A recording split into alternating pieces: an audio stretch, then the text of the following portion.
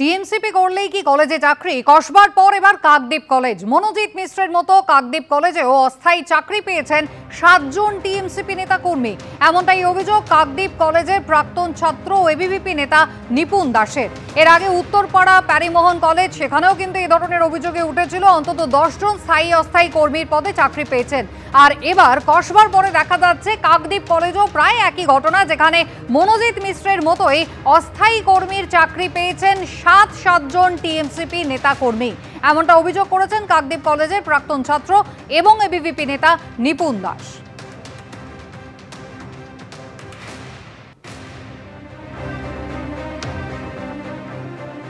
কথা বলবো, আমাদের প্রতিনিধি গৌতম মণ্ডল রয়েছেন আমাদের সঙ্গে। গৌতম, কবে থেকে এই অস্থায়ী কর্মীর চাকরি তাদেরকে দেওয়া হলো? কাদের সুপারিশে এবারে চাকরি পেলেন? দেখো, কিছু নেতা 2022 সালে এই নিয়োগগুলো হয় একেবারে অস্থায়ী কর্মী হিসাবে। কিন্তু যেটা বড় পরিচয়, যেটা অভিযোগ করছে এবিভিপি পক্ষ থেকে এবং টিওয়াইএফআই পক্ষ থেকে, যেটা অভিযোগ, এই যে 7 জনের অস্থায়ী কর্মী হিসাবে কাকদ্বীপ কলেজে চাকরি হলো, এরা প্রত্যেকেই টিএমসিপি নেতা কর্মী। এদের একটাই পরিচয়, এরা টিএমসিপি এবং এরা কলেজে দীর্ঘদিন ধরে ছিলেন। এবং যেহেতু 2011 সালের পর থেকে কাকদ্বীপ কলেজে কোনো নির্বাচন হয়নি, ছাত্র সংসদের নির্বাচন, তারপর থেকেই মূলত যারা এই চাকরি পেয়েছেন এই 7 জন, তাদের দখলেই ছিল এই কাকদ্বীপ কলেজ। পরবর্তীকালে 2022 সালে এরা এই চাকরি পান এবং এই গভর্নিং বডি যিনি চেয়ারম্যান কাকদ্বীপের বিধায়ক মন্টুরাম পাখিরা, তিনি জানিয়েছেন যে এই যাদের চাকরি দেওয়া হয়েছে এরা অভাবী পরিবার, তাই জন্য আমাদের ন্যাকের মূল্যায়ন চলছিল, সেই সময় করি আমাদের কয়েকজনকে চাকরি দিতে হয়েছে।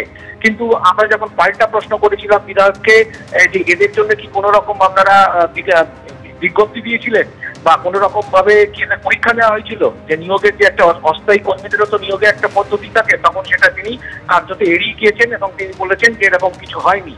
এবং এই যে এবিভিপির একজন কর্মী, এই কলেজের প্রাক্তন ছাত্র নিপুণ দাস, তার যেটা অভিযোগ, 2022 সালের এই নিয়োগের পর 2023 সালে তিনি এটা নিয়ে প্রতিবাদ করেছিলেন যে কি করে 7 জন টিএমসিপি কর্মী তাদের এখানে চাকরি হলো।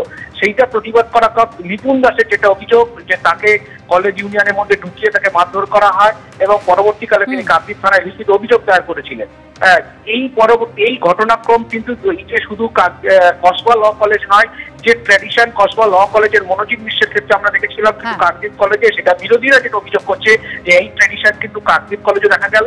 এবং এখানে হচ্ছে 7 জন যে অস্থায়ী কর্মী হিসাবে যাদের মনোনয়ন দেওয়া হলো বা যাদেরকে চাকরি দেওয়া হলো, তারা কিন্তু সকলেই টিএমসিপি কর্মী। তবে এ বিষয়ে অধ্যক্ষ, কাকদ্বীপ কলেজের অধ্যক্ষ, তিনি যেটা জানিয়েছেন, আমি 2022 সালে এখানে জয়েন করি, কিন্তু তার আগেই গভর্নিং বডি এখানে সিদ্ধান্ত নিয়ে রেখেছিল যে কিছু অস্থায়ী কর্মী হবে। সেই সময় ন্যাকের মূল্যায়ন চলছিল এবং আমাদের কর্মী। গৌতম, ধন্যবাদ।